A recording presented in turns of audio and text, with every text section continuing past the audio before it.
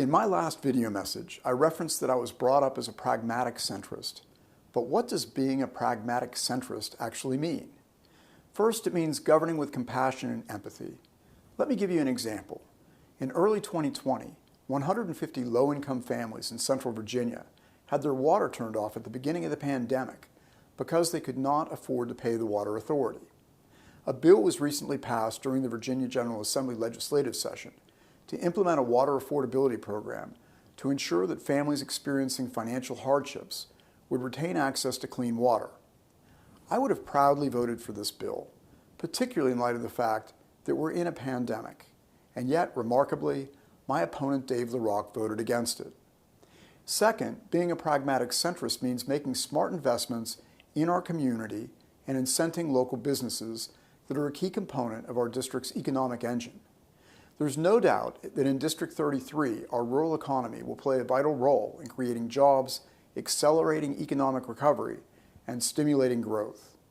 Another bill was introduced in the House to connect our local farmers and food producers with charitable food organizations that are addressing food insecurity for families economically impacted by COVID-19.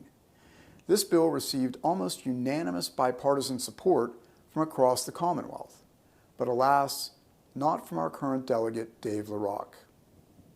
With respect to the bills I've referenced, these issues transcend politics. They're common-sense legislative pieces that deserved and enjoyed broad support. But too often, our current delegates' legislative priorities for our district are fringe initiatives that are predestined to fail. What's the point of having an elected official who doesn't get any results, ever? No employer I know would tolerate this, and neither should you.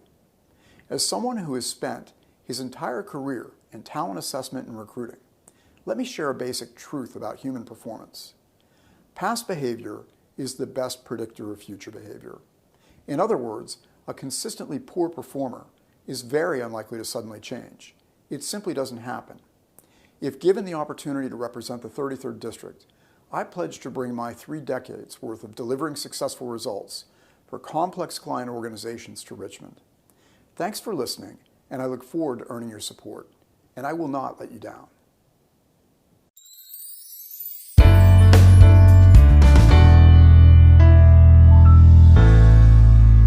Authorized and paid for by Siker for Delegate.